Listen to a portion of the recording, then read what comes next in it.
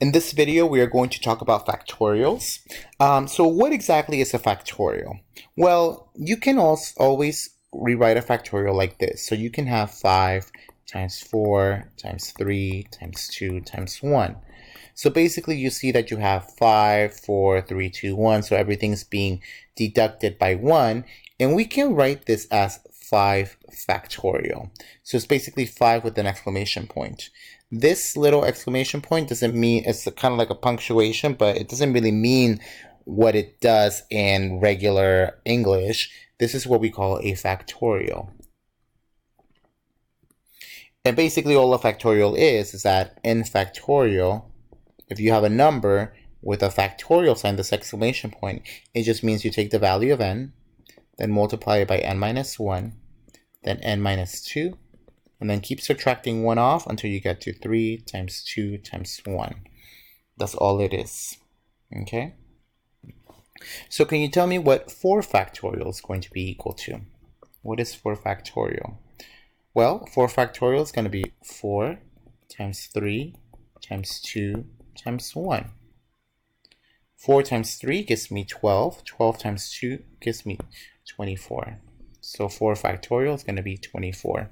Right now, there probably is no relevance to what factorials are and what they're used for, but you'll realize later on when we get to the factorials. Just a little bit of a note. 0 factorial is equal to 1. This is just a definition. Okay, so 0 factorial is just equal to 1. So here's an example. Write the first 3 terms. And here we have a sub n is equal to 3 over n factorial. Okay, so let's write the first 3 terms of this sequence. Okay, so let's first start off with a1. So we have a1 is equal to 3 over 1 factorial. Well, this is just going to be 3. 1 factorial is just 1. 1 times itself is just going to be 1. So the answer is 3. That's my first value. A2 is going to be 3 over 2 factorial. That's going to be 3 over 2 times 1. That's going to give me 3 over 2. Then you're going to have 3 over 3 factorial. That's going to be 3 over 3 times 2 times 1. Gives me 3 over 6, which gives me 1/2.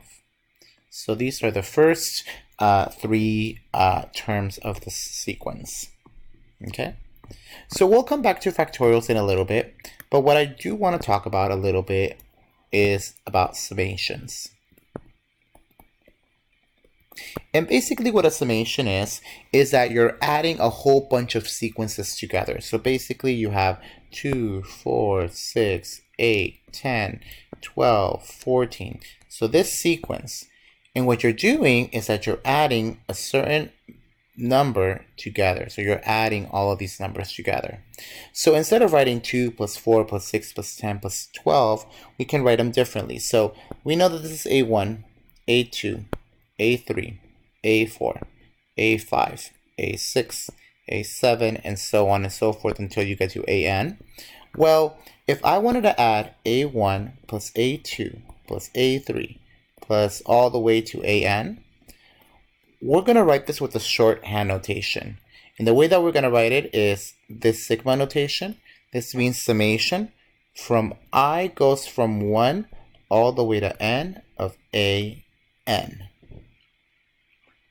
So this is just a little bit of notation. So this thing is what we're going to call the index. So this is where we start. So this means I made a mistake. There should be an I. So this is where we're going to start. We're going to start at I equals 1. Okay. This n is where we're going to end with that value. Okay. This sigma notation, this little funky looking thing, just means sum. So it just means added. And what are we adding? We're adding this term, AI. Okay. All right, so let's do an example so that you can kind of see what I'm talking about. not red. So here's my example. So I'm going to write evaluate the summation.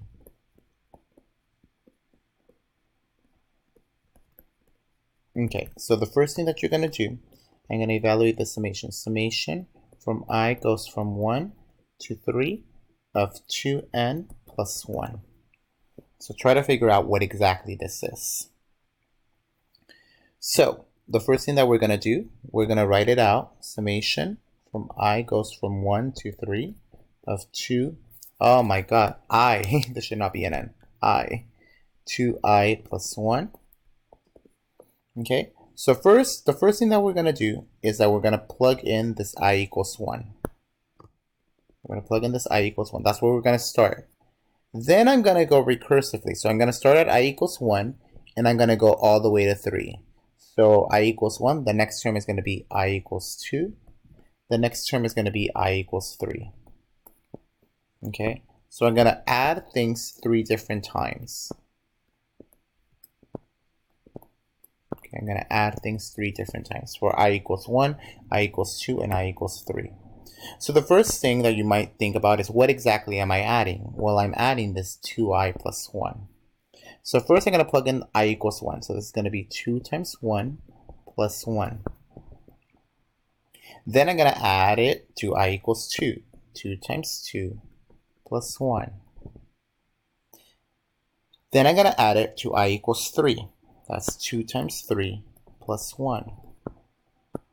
So now this is going to give me 2 plus 1 plus 4 plus 1 plus 6 plus 1. So this is going to give me 3 plus 5 plus 7. It's going to give me 15. So the summation from I goes from 1 to 3 of 2i plus 1 equals 15. So that's what this thing equals to. All right, let's do another problem. So let's say we have the summation from k equals 2 to 6 of negative 3k squared.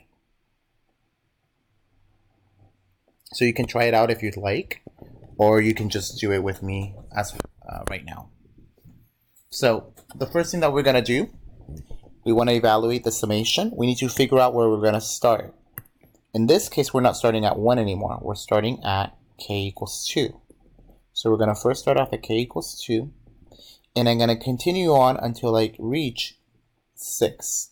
So k equals 2, k equals 3, k equals 4, k equals 5, and then k equals 6. So I'm going to add all of these terms together. So I'm going to add all of these things. Now, what exactly am I adding? Well, the first thing that I'm going to plug in is k equals 2. So it's going to be 2 squared. Then it's going to be negative 3 squared. Then negative 4 squared. Negative 5 squared. Negative 6 squared. Okay, so now we're going to go ahead and put this in our calculator. 2 times 2 gives me 4, because 2 squared gives me 4, times 3 is going to give me negative 12. 3 squared is going to give me 9. 9 times negative 3 is going to give me negative 27. 4 squared is going to give me 16. Times negative 3 is going to give me negative 48.